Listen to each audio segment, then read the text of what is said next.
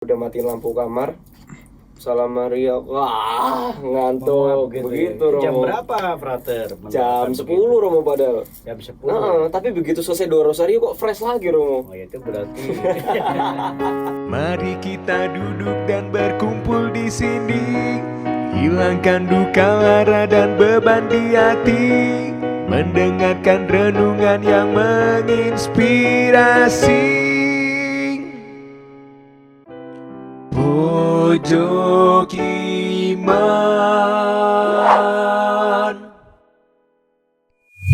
Salam sehat penuh kerahiman Tuhan. Salam katekese. Pada hari ini kita bersama-sama berjumpa kembali dalam Pojok Iman, bincang-bincang tentang pengalaman sebagai kisah-kisah kehidupan.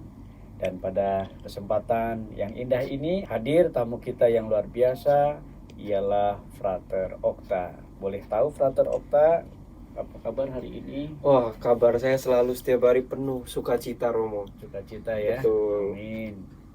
Nama panjangmu siapa ya sebetulnya? Nama saya Octavianus Tio Utomo Romo. Oh, anak berapa tuh? Saya anak tunggal Romo, anak satu-satunya. Anak tunggal. Iya. Mau jadi seminari? Mau dong. Beneran nih. Beneran Romo. Yakin ya? Luar biasa. Oke.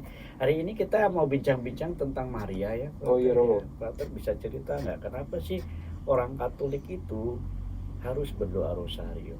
Nah, gini Romo, saya tuh pernah baca sebuah buku ya. Ya. Judulnya Pesan Fatima. Nah, kebetulan saya bawa nih Romo bukunya. Silakan Frater. Nah, Bapak Ibu dan teman-teman semua, Romo juga. Nah, di buku Pesan Fatima ini saya tuh mendapatkan sebuah hal yang menarik Romo. Yang menarik tuh apa? Di sini Bunda Maria meminta sendiri kepada 3 orang gembala Romo, 3 anak gembala di Portugal, di Fatima. Dia minta supaya apa? Supaya setiap hari semua orang mendoakan rosario. Nah, di sini jelaskan juga tujuannya apa sih kok Bunda Maria minta supaya kita berdoa? Betul. Tujuannya adalah supaya kita tuh berdoa bagi perdamaian dunia. Dan juga dengan doa rosario Romo, hebatnya apa? Kita bisa mendoakan jiwa-jiwa di api penyucian Romo. Waduh, luar biasa, Luar ya biasa berarti sekali. Antara yang masih hidup dengan yang sudah meninggal, meninggal. dalam doa rosario. Betul. Kita bisa Betul. berdevosi di sana ya. Tapi kira-kira ada pesan apa itu yang menarik dari Bunda Maria? Nah, pesannya adalah Bunda Maria mengatakan bahwa ketika kita berdoa rosario itu sebenarnya juga penuh tantangan Romo. Tantangan dalam kehidupan sehari-hari ya. Entah itu rasa malas, mengantuk. Nah, Bunda Maria minta apa? Kalau kita berdoa rosario, kita berdoa untuk perdamaian dunia dan juga orang untuk jiwa-jiwa yang sudah meninggal, kita berdoanya dengan setia. Dengan setia. Walaupun kadang kan capek Romo, pengalaman doa saya tuh kalau setiap kali malam nih Romo, Ya. udah matiin lampu kamar, Salam Maria, wah ngantuk begitu ya. Romo. Jam berapa Frater? Jam 10 Romo padahal. Jam 10. Tapi begitu selesai doa rosario kok fresh lagi Romo. Oh, itu berarti ada godaan ya di sana. Godaan, Ya. betul. Tapi boleh nggak bertanya, kira-kira Frater berdoa rosario tiap hari? Saya setiap hari. Bener? Nggak Bener absen Romo, gitu? nggak absen. Jadi awalnya tuh karena saya waktu awal-awal menjadi seorang frater Romo, diminta oleh Romo direktur saya, Oh, ya. coba biasakan 21 hari mendoakan rosario. Saya doakan Romo. Hasilnya gimana? Terus tuh? kayak kalau misalnya saya nggak mendoakan tuh kayak ada rasa bersalah gitu loh Romo. Oh, puji Tuhan. Pernah suatu ketika saya pergi jauh gitu, sampai rumah udah malam, capek kan Romo, Yeah. pengennya langsung mau tidur. Besok aja lah dirapel, dirangkep doa rosarionya. Tapi kok kayak ada perasaan yang, ayolah jangan besok, sekarang aja berdoa rosario gitu Romo. Akhirnya dari tantangan-tantangan gitu, Frater bisa melewatinya Betul. dengan baik ya. Betul Romo. Jadi sekarang rosario menjadi keharusan. Oh betul sekali Romo, ini merupakan devosi yang saya pegang. Betul. Semoga ini juga bisa menjadi penguat buat Bapak Ibu saudara-saudari terkasih di Tantangan di rumah. umat itu Frater kan kadang-kadang berdoa rosario ya seperti ini mereka itu ngantuk. Baru 10 Salam Maria. Betul. Aduh, seperti itu. Gimana menghindari rasa kantuk menurut Sebenarnya Frater? sama sih Romo ya. Mungkin buat semua orang tuh juga ngerasain hal yang sama ngantuk. Iya. Tapi bagi saya kalau misalnya kita tuh sudah niat ya, sudah ini kita berdoa, apalagi kita mendoakan tuh untuk dunia, bukan hanya untuk diri kita sendiri. Kita harus menyadari bahwa yang saya doakan ini dunia dan juga orang-orang yang kita cintai yang sudah meninggal, supaya apa? Dosanya diampuni. Betul kan Romo? Betul. Nah itu yang membuat saya untuk walaupun saya capek, saya ngantuk, saya harus berdoa rosario. Sesuai peristiwanya yang ditentukan Sesuai, gereja Romo. atau frater punya intensi lain suatu kali? Saya kalau misalnya doa suatu kali, misalnya dalam rangka berapa tahun keluarga saya meninggal, ayah saya meninggal contohnya, itu saya doakan Romo dalam rosario. Ya Bunda Maria, doa rosario ini kudaraskan kepadamu, bla bla bla bla. Nah, saya setiap malam pun juga sebenarnya saya utarakan Romo, doa saya ini saya tuju untuk siapa sih, gitu loh. Jadi supaya apa namanya, kita berdoa kepada Bunda Maria, kita juga mendoakan orang-orang kita cintai Romo.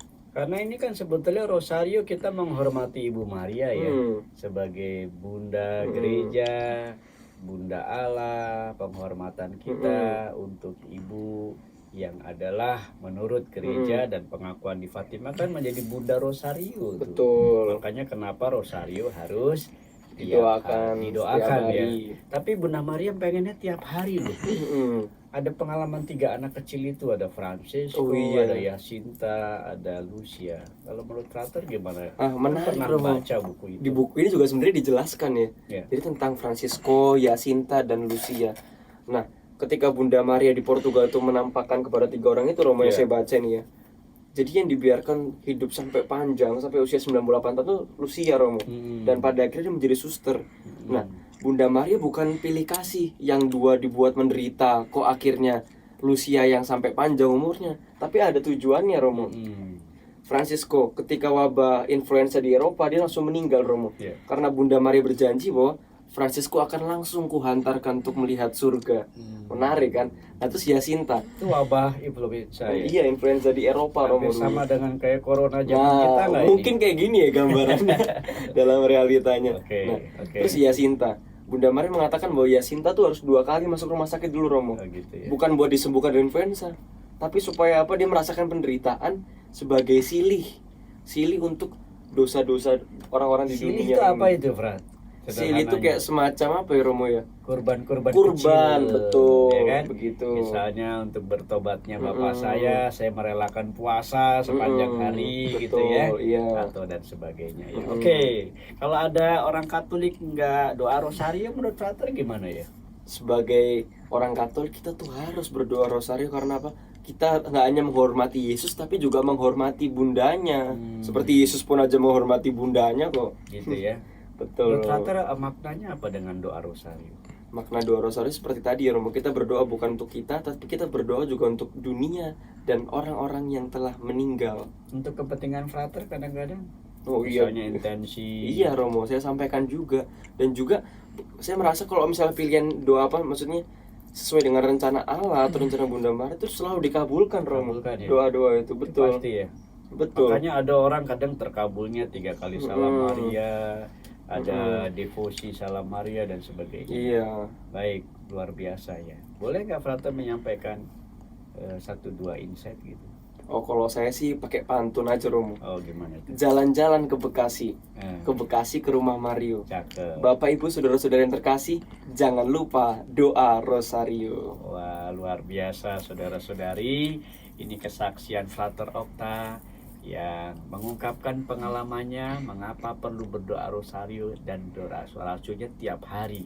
Bahkan frater Okta diinspirasikan akan pesan Fatima, Bunda kita, Bunda Rosario. Singkong rebus disiram santan, legit rasanya tidak tertahan. Cakep. Jangan mau dibelenggu setan agar mampu memuliakan Tuhan. Yesus kau andalanku, Yesus kau andalanku, Yesus kau andalanku, Engkau andalanku sepanjang